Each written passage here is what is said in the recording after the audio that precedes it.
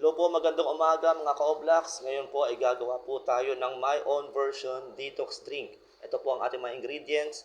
Meron po tayong mga malunggay, may lemon, meron din po tayong, ano yan kalbo? Ano yan, binubuksan mo sa plastic? Ano yan, ilabas mo na yan kalbo, ilabas mo na yan, ano ba yan? Ilabas mo na yan, kalbo ka, ilabas mo na yan kalbo.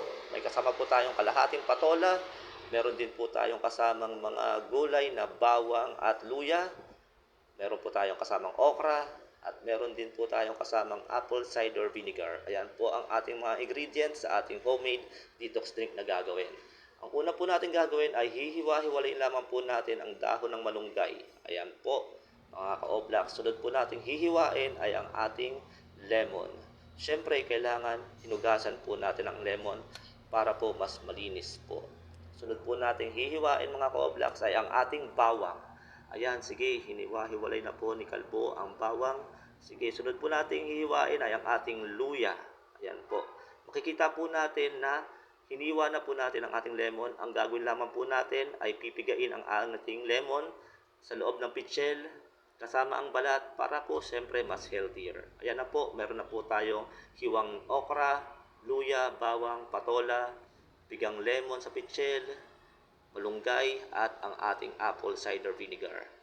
Ngayon po, kukunin po natin ang ating panggiling. Ayan po ang ating panggiling, mga ka-Oblax. Ang gagawin po natin, syempre, ilalagay po natin ang ating mga hiwalay na dahon sa loob ng panggiling. Ayan po, mga ka-Oblax, ang ating hiwa-hiwalay na dahon ng malunggay. Sige, igiling mo na yan, kalbo. Igiling mo na yan. Kailangan giling na giling yan. Grabe, napaka-healthy ng malunggay. Ayan na po, ang ating giling na malunggay. Alam naman po natin na ang malunggay ay isang wonder gulay. Napaka-healthy niyan. Ibuhos lamang po natin ang ating giling na malunggay sa loob ng pitchel kasama ng pigang lemon. At susunod naman po natin gagawin ay gigilingin po ang ating mga ingredients na okra, bawang, luya at patola. Sige, pagsamasamahin na lang natin yan. Sige, kalbo, ilagay mo na lahat. Pagsamasamahin mo na yan. Igiling na natin lahat yan, kalbo. Sige pa, damihan mo pa. Lahatin mo na yan. Ayan na po, giniling na po ni Kalbo ang ating mga ingredients. Grabe. Sige Kalbo, igiling mo lang ng igiling. Igiling na yan, igiling mo lang. Grabe, igiling mo pa. Yan, grabe, napakasarap niya, no? Ayan na po ang ating mga giling na gulay. Siyempre, ang gagawin din po natin, ibubuhos po natin ito sa loob ng pitchel. Kasama ng ating giniling na malunggay at pinigang lemon. Makikita nyo po, sama-sama na po sila dyan sa loob ng pitchel, mga ka-Oblax. Ayan po.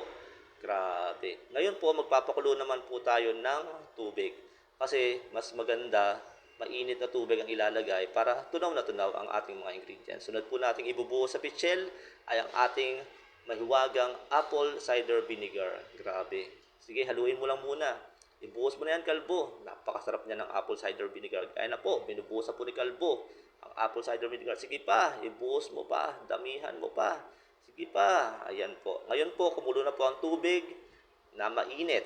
Ilalagay na po natin ang ating mainit na tubig sa loob ng pitchel. Ayan na po, grabe. Tunaw na tunaw ang ating mga ingredients dyan. Sama-sama na sila dyan. Napaka-healthy niyan, mga ka-Oblax. Ayan na po, ang ating finished products. Grabe si Kalbo. Piling naman talaga. Piling gwapo. Ayan na po, si Kalbo. Piling gwapo talaga siya.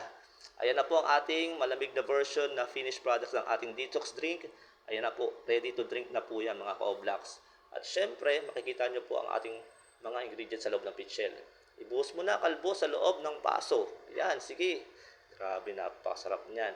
Ayan na po, ready to drink na po. Iinumin na po ni Kalbo ang kanyang homemade detox drink. Sige, Kalbo, inumin mo na yan.